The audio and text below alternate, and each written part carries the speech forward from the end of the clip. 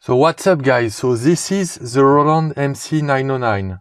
This device is from Roland and has been released between 2002 and 2007. So it's quite old, but even if it's 20 years old now, it's still up to date.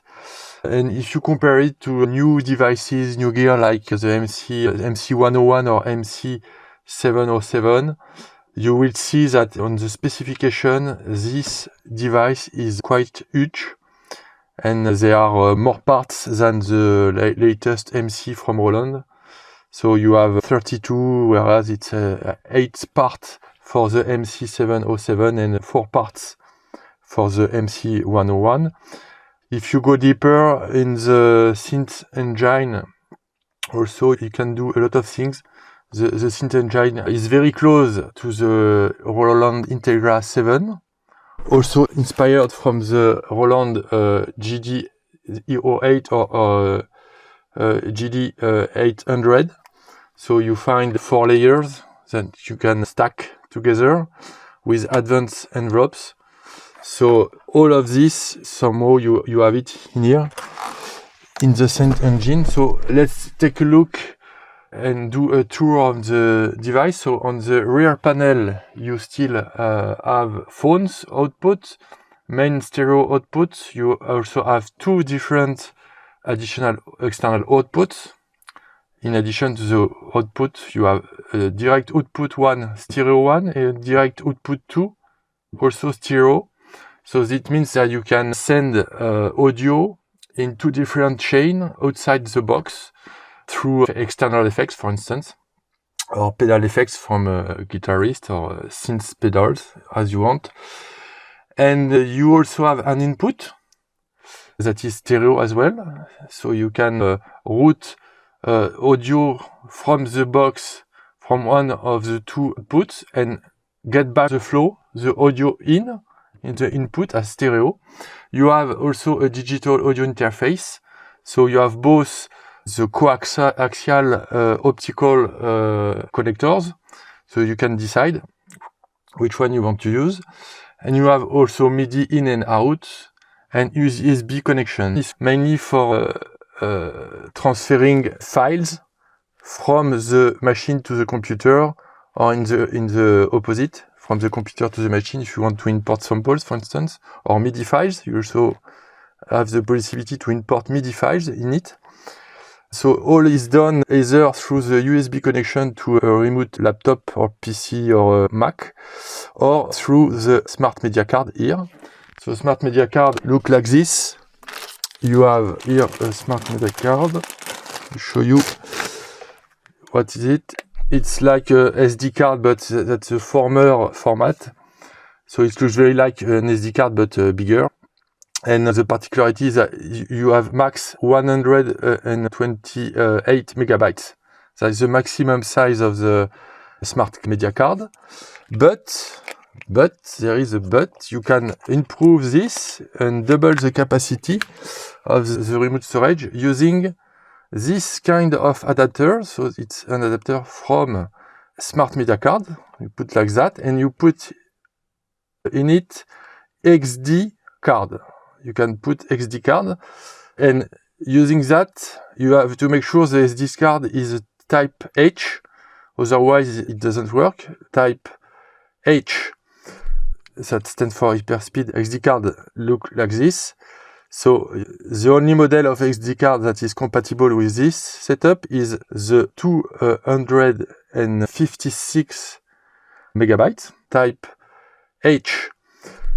That stands for hyperspeed. It doesn't work if you take type M, that you have to take care about this. So once you have put that in place, you can load up to 266 megabytes of samples. Okay for that. Let's have a look on the front panel. So you have several sections. You have here 2 D-beams that are like infrared or laser kind of things. So you can use it to automate things or assignable parameters. We will see that later. You have insert in the center place the main screen a nice LCD screen. You have a lot of visual feedback on this. That is also a bottleneck. On the latest Groovebox on the market, they often have a very small LCD and it's not very nice to work with. So then underneath you have the mixer part with 8 faders that can be switched to another 8 bank of faders. In fact, you have 16 tracks to mix with the 8 faders, and you switch from bank 1 to bank 2 using this button. Then you have mute and unmute buttons for each 16 tracks. Okay. Under you have a nice keyboard with velocity pads, so they are sensitive to velocity. If you strike stronger, the velocity will increase. You have about 16 pads and about 1 octave in terms of keyboards. So starting from here is the C. So this is the B. Take care. The C starts here, and until here you have the next C. Okay. So here you have 1 full octave. You have in white, in black, the flat notes, and you have an octave here. On the left part, you have all the things dedicated to the synth. You have pitch envelopes, filter envelopes. You have LFO. There is 2 LFO. This part allows you to drive the LFO one. Envelope, volume envelope. You have a matrix control that is the equivalent of the mod wheel on a standard keyboard. So it's just like a knob, so you can assign it to anything in the synth engine. Advanced function for portamento, solo, unison. You have a mastering section with attack release, multi-band, 3-band mastering section. You can activate or not. You have here on the right the sampling part dedicated to all your samples. You can also resample what you are doing. We will see that later. So in real time, you can also activate with mixin the audio input here for real-time streaming. In fact, so if you activate, you have in real time the input coming directly to the main mixer here. You have an effect section with several things. You have a master reverb. You have 2 multi-effects, 1 and 2, you can activate, and a compressor. This compressor also have an EQ in it. So we'll see that you have some possibilities for routing that are quite advanced also. The device works with 3 different modes. You have the patch sample mode for editing your patch and samples, the pattern to construct your motifs and your sound. In fact, you can use it to access the sequencer and input MIDI notes, for instance. And the song is another section to organize your song for linking together patterns that has been made in the pattern section. You can construct like a bit. This is what you have in like MPCs. That's the same kind of things. You link in sequence the patterns you want to be played in a song. In this part, you have value wheel to change the selected parameter on screen. Cursor arrows, also navigation buttons. The transport bar, play, record, forward, rewind, etc.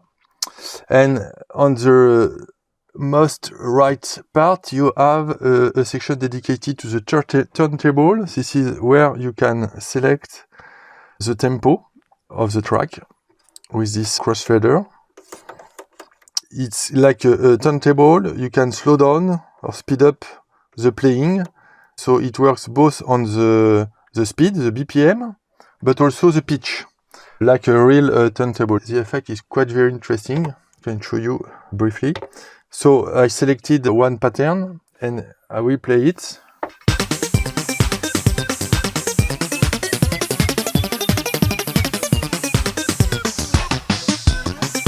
So it works like this, and you can also decide to just speed up the tempo or not. Only the tempo.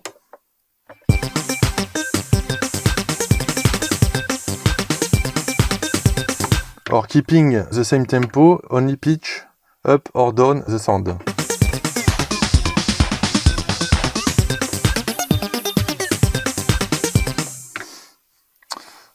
Right. So you can do a lot of things with that for creativity.